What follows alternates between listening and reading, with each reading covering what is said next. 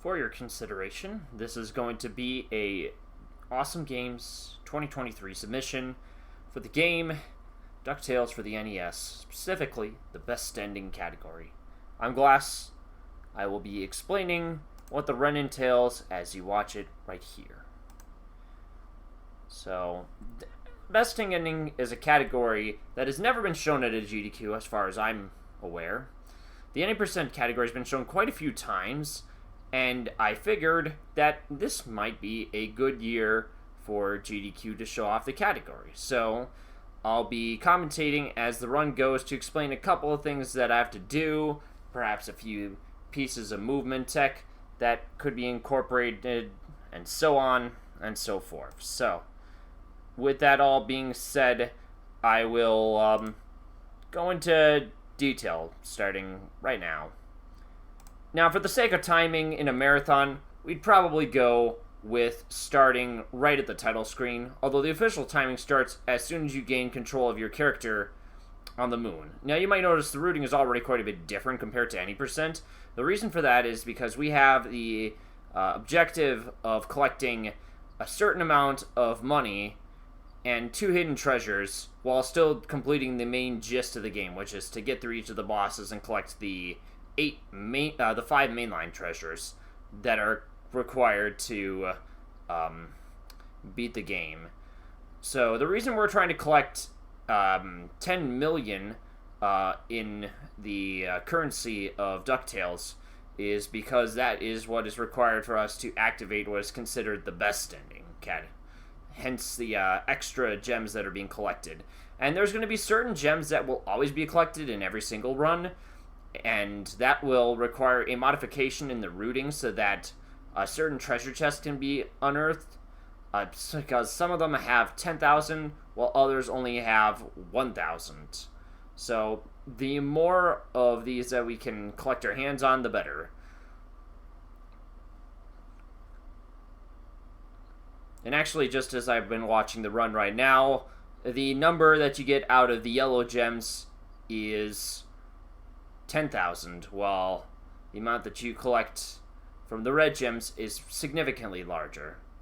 And so we kind of have just to go out of our way to collect as many of those red and yellow ones as possible, within reason. As you can see, I already collected the early treasure pretty early, and we also took an intentional death so we could be sent right back to the very beginning of the map, and this is where the standard 90% routing goes. One thing that could be cleaned up, and I could certainly work pretty diligently on it, is the movement tech in general, because this game has a seriously impressive movement tech in general. And in the case of the moon, we take advantage of a glitch that allows us to pogo right down into the area below that would normally be locked off by a gate that would require us to grab an in-game item that most casual players would, but we're able to forego that by just taking advantage of that exploit. Now, in the case of the rat fight, we have a certain set of overall movements that we have to take. Generally, it's taken to very quickly try to get to the middle so that we can just pogo in place, but I wasn't able to do it in the case of this run. But so long as I'm able to enter pretty safely with full health, it shouldn't be too big of a deal. And with a little bit of practice on the boss fights, I can have a pretty close to perfect, if not ideal fights that most people are expecting to see in a standard speed run when they see normal 90% categories of Ducktales. The order is pretty standard for best ending. We follow the same stages as all the other categories for the most part. The only extra steps is that you'll be noticing me jump in certain particular places. One reason for that is that we'll be collecting up extra gems that will allow us to get to our minimum of 10 million. So that's the reason you see very intentional pauses and movements so that I can confirm that I am collecting up the appropriate amount of gems to make it to the minimum required count. So the run can get a little dicey when you're going into the into these particular rock platforms, there is a faster strat for which you can catch onto the helicopter early and drop down a little bit earlier than what I set up. Though it is very risky, it certainly could be a worthwhile strat that would be worth investing time into. So normally you'd go to the boss right here on Amazon, but we're going to be collecting a certain amount of gems required to activate a certain money rush that you'll see when we take the plane back to Ducksburg. As you can see, I skipped it the first time so I could collect a little extras. And there's a certain value you have to be very aware of, so collecting between 370,000 and 380,000 will be the means for which I can get this gem rush that you're seeing right here.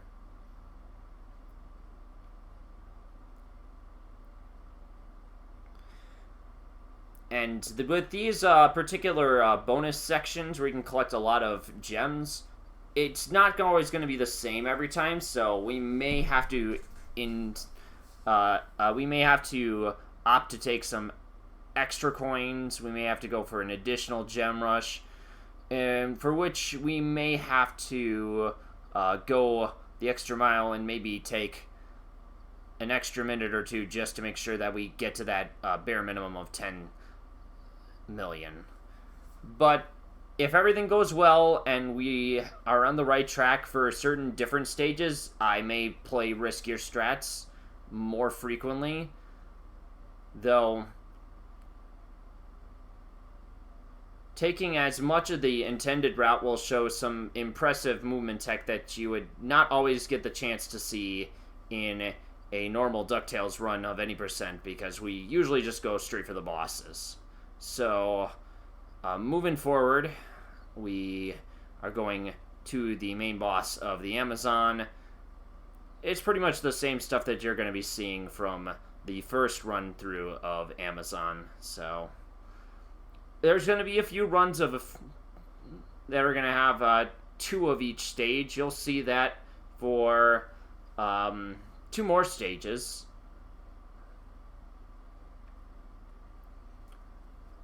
And a lot of the movement tech here is going to be trying to just see how much I can shorten the use of the pogo.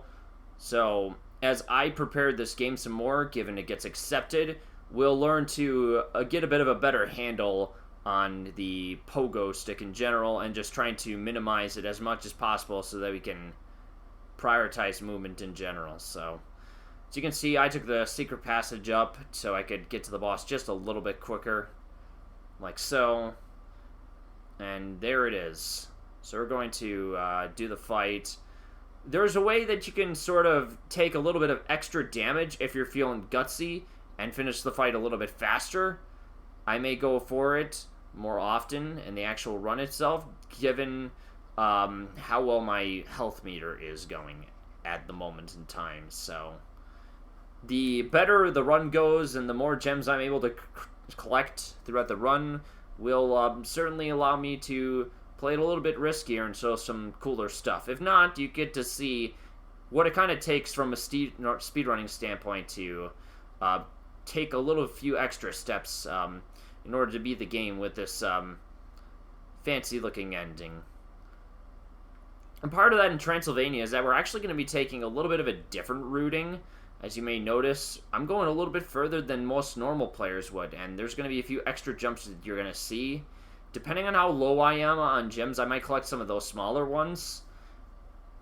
And, but if we're doing just fine, I'll just proceed as normal. One good way to gauge for that, right now, the 4.3 million that you're seeing at the top for total is a pretty good set to have. And with the category of best ending, it also gives the opportunity to show off some rooms that most players, not too many players, would get to see unless they did more of a casual playthrough. So I'd say that's a neat bonus of getting to showcase this category for the first time at a GDQ event. So, but as we go back further in, one thing you'll notice is that there are a couple things that we normally wouldn't have to do in any percent. Like the management of getting through enemies, like those mummies and statues that you saw me having to do certain strats for with the cane and the pogo. So with this particular stage, there's going to be some gems that we're going to collect, and in case we get hit by the ghost, we may opt to go for a healing item or two. But if not, we'll just go straight forward for it. Now, in the case of this first Transylvania fight, we're going to hope that our boss flies low. If not, we're going to have to take some risks and take some damage so we can pogo up and damage the boss from the top. If it flies too high, we're going to probably just end up playing it safe. So if it's at half or 1/3 of the height above the ground, we'll probably take a bit of some riskier strats. But it'll all depend on how that pans out. And it can certainly be a bit of a scary part of the run, so we'll probably put a fair amount of practice into that to make sure that nothing goes terribly awry. Or at least to have backup strats ready in case things do happen to go awry. So as you can see, the beginning of African Mines is about the same. Just have to go back to Transylvania to collect the skeleton key so we can go into the mines themselves again. And this is where we start our first half of the mines. First half is pretty much just to collect more gems. You'll get to see some unusual strats in place. We're pretty much just aiming to use Arcane and Pogo to take advantage of moving pretty quickly while still getting gems at a pretty efficient rate. So that's going to be something that we're going to do. So you'll notice me go into places that most players wouldn't go for. And again, you might notice I was about to go the any percent route, but I'm mostly just going to the sides there so I can collect a few extra gems. And that might end up being something that I incorporate more of, so that I find extra places that we would not normally collect gems, but just might do it in case we don't hit a certain quota. Once again, much like Amazon has a certain range between for which we get that bonus sequence, the same is true for mines as well. We need a certain value, and you'll see that soon enough. This is something where if my run gets accepted, I'll have to clean up movement a little bit more. Again, the value for the bonus sequence beyond this one from mines is between 270 and 279 grand, so. Once again, play through the bonus sequence, try to see how many gems we can get out of that, and that'll kind of decide how we tackle the mines to a certain extent. Now, with the mines, if we don't have quite enough that I think we need, we may opt to go for those smaller gems at the beginning, which would lose us a little bit of time, but one of the balances between playing best ending is that you kind of have to go fast while still being aware of just exactly where your gem count is at. Because if it's too low, you're going to have to take some backups and extra safety in order to keep the run going pretty smoothly. And so we're going to be rolling. If we get to the boss quick enough at that first cycle, as you can see right there, actually got an early hit on the mines boss. That needs to be done in a certain amount of time, otherwise you're just going to lose around what I believe is 5 seconds, and it should be able to be hit fairly quickly. So at this point, we're around 8.5 million, or it should be pretty darn close to that when we go into the Himalayas, and that should show up correctly right now. With Himalayas, it's going to be a similar case to mines in Amazon. We got one phase where we have to collect some gems, get through that bonus sequence, and then go back in to defeat the boss of the Himalayas afterwards, while still collecting a few more gems if needed. So, one thing that will certainly decide a bit of the run is there will be certain times where the enemies will drop gems, whereas you might not get very much in terms of the actual gem count, so we may have opened up a few more chests, opened the possibility of jumping in a few more places in case we didn't have quite enough to get that bonus game, in which case I had enough here, but if I didn't, I'd have to go a little bit further to the left to collect a few more gems in that direction, then go back once I had between, much like the mines, 270 and 279 grand in Ducktales currency for this sequence to activate properly. If you have less or more than that, the game won't activate, and then we'll lose a pretty fair amount of time. So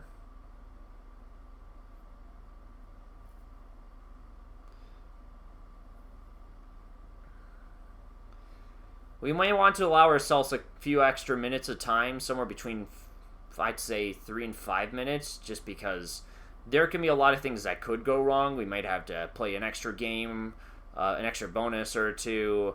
We may have to go out of our way to collect a few extra gems in hidden places. It's all going to depend on how well the actual collection of gems itself goes and what we're rewarded from the enemies we do happen to pogo on. So, as you'll notice, I go a little bit faster by taking damage while climbing continuously up that boulder. And if we still didn't have enough, we just collect a little bit more gems from the side before playing against this boss. There is a faster sequence that you can go for. I decided to play it safe in this particular run.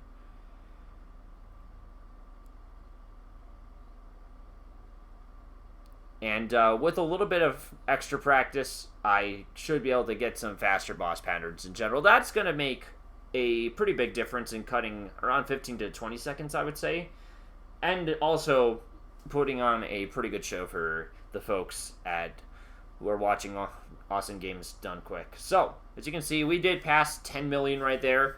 We don't want to try to cut it too close, but a lot of that guesswork may come into the last stage at Himalayas, where we may just have to take a little bit of branching off just to meet our quota. But in this case, we had just enough. We were well over by around 80,000, a little over 80,000. So we're back in Transylvania. Pretty standard stuff.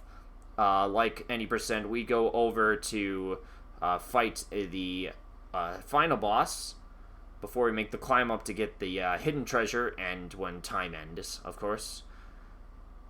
In the case of the marathon, we could probably begin the timing when I press start, or whenever I can gain control of the main character. Whatever is preferred is fine by me. So I actually took it a bit safe at the beginning. Unfortunately, I did get accidentally hit. So you can, if you take extra damage at the beginning, you can actually get 2 extra hits per each one. As you can see, I did. So with that being done, we like to try to line up our pogos so that we can get highest up the rope as possible. And when you touch the treasure chest, run's finished. So as you can see here, this was me commentating a run of best ending for Ducktales for the NES. So, to the folks at GDQ, I hope you consider this submission of best ending from Ducktales NES for AGDQ 2023. I'd like to thank you for watching, and to have a good day.